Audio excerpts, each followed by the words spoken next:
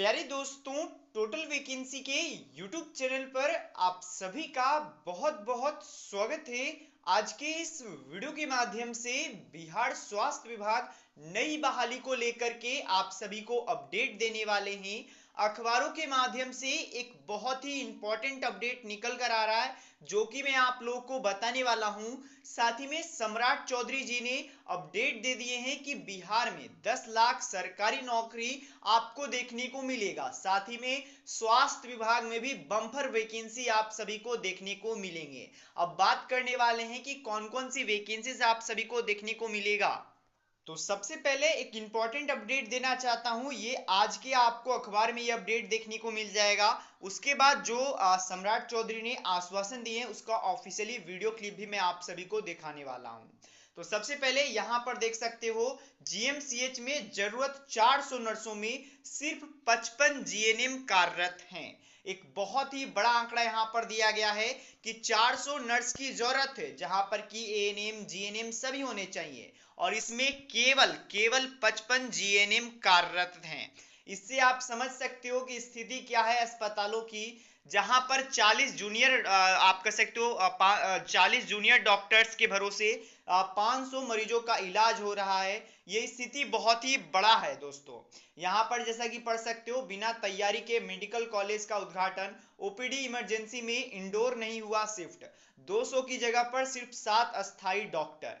यहाँ पर बेसिकली ये बताया जा रहा है कि किस प्रकार से अस्पताल संचालित हो रहे हैं। जहां पर नर्सों की जरूरत ज्यादा है वहां पर कम नर्सें से काम चलाया जा रहा है।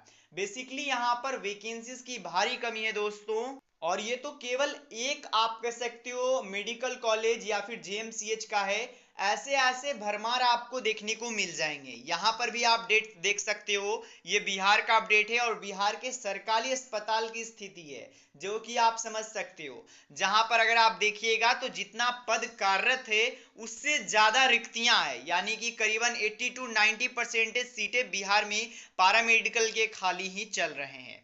यहाँ पर अगर आप देखते जाइए एक्सरे टेक्नीशियन का तो यहाँ पर खाली है, महिला स्वास्थ्य कार्यकर्ता का सीट खाली है, फार्मासिस्ट का, एएनएम का, जीएनएम का, ड्रेसर का तो ये मैं बताना चाहता हूँ 10 सालों से एक भी वैकेंसी, सरकारी वैकेंसी, परमानेंट वैकेंसीज नहीं आई है। 5 के 5 सीट खाली है। तो ये स्थिति बतलाता है कि स्वास्थ्य विभाग में अभी बहुत सारी जरूरत है और जो सरकार लगातार बदल रही है उन लोगों को वैकेंसीज लाना पड़ेगा दोस्तों।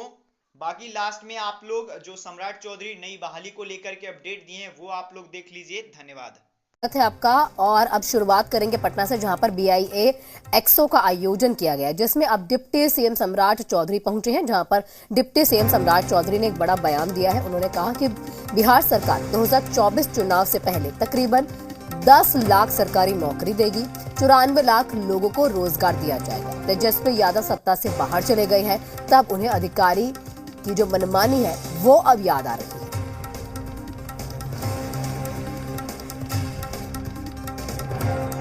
रोजगार तो 94 लाख लोगों को देने की बात हमने कहा। रोजगार 94 लाख लोगों को दिया जाएगा, 1-2 दिन की बात नहीं कर रहा हूं। और 10 लाख सरकारी नौकरी का बात मैंने पूरा करने का। सर, तेजस्वी ने कहा है कि सरकार का एक बाल जो है सर वो बुलंद नहीं है, एक अधिकारी उनकी बात नहीं सुन रहा है। बड़ी बात उन्होंने कहा है। स्वाभाविक है, देखिए मैंने कहा कि जब लोग सत्ता से बाहर चले जाते हैं तो इसी तरह का बयान देते हैं। उनको ये होना चाहिए ना, पता होना चाहिए कि उनके पिताजी और माताजी ने 15 साल तक बिहार पर राज किया। आज यदि बिहार बर्बाद है तो किसके चलते है। और वहीं हमारे सहयोगी सन्नी जुड़ चुके हैं अधिक जानकारी के साथ। सन्नी, यहाँ पर जानना चाहेंगे, जिस तरह से उन्होंने कहा कि 24 चुनाव के पहले जो है 10 लाख सरकारी नौकरियां, उसी के साथ वो देंगे 94 लाख लोगों को रोजगार, तो समय थोड़ा कम नहीं रह गया है? जी बिल्कुल, सम्राट चौधरी ने जो वादा किया है या जो बयान दिया है, अगर उसको देखें और चुनाव की तारीख देखें या समय देखें तो काफी कम समय है। लेकिन इसी बीच जो शिक्षक बहाली का जो तीसरा फेज है, चौथा फेज आने वाला है, 5वां फेज, मतलब शिक्षक बहाली को लेकर जो प्रयास है सरकार का, तो आने वाले दिनों में 2 से 2.5 लाख जो पद हैं वो और भरे जाने हैं। और अभी तक जो सरकारी नौकरी दी गई, उसके अलावा कई विभागों की बात चल रही है। स्वास्थ्य विभाग में भी बड़े स्तर पर वैकेंसी आने वाली है। साथ ही अगर बात की जाए तो बिहार में जो पुलिस की जो बहाली हुई थी, जिसका पेपर लीक हो गया था वो भी परीक्षा ही बाकी है। तो कहीं ना कहीं सभी को जोड़कर देखा जाए तो ये ऐसा लग रहा है कि 10 लाख का आंकड़ा पहुंच जाएगा। लेकिन सरकार के लिए एक बड़ी चुनौती भी है कि 2024 चुनाव से पहले कैसे दे पाएंगे। अगस्त में तो शिक्षक बहाली का फिर से एक नया फेज आना है, उसमें लगभग 1 से 1.5 लाख शिक्षकों की बहाली होगी। तो 2024 चुनाव के बाद ये संभव होता हुआ नजर आ रहा है। अगर जिस तरीके से वो वादा कर रहे हैं तो कहीं ना कहीं नवंबर दिसंबर का उनका हो सकता है टारगेट हो।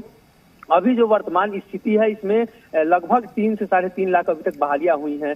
उसके अलावा शिक्षकों की अभी लगभग 87-88 हजार बहालियां होनी है। तो कहीं ना कहीं 4 से 4.5 लाख का आंकड़ा तो अभी सामने दिख रहा है। आने वाले दिनों में हो सकता है और भी सरकार सन्नी, हो सकता है कि 2025 में जो विधानसभा चुनाव है उससे पहले ही कम से कम 10 लाख हो जाए कि ये भी टारगेट लिया जाए। शुक्रिया सन्नी, हमारे साथ इस खबर पर अधिक जानकारियां साझा करने के लिए। बने रहिएगा हमारे साथ कुछ और खबरों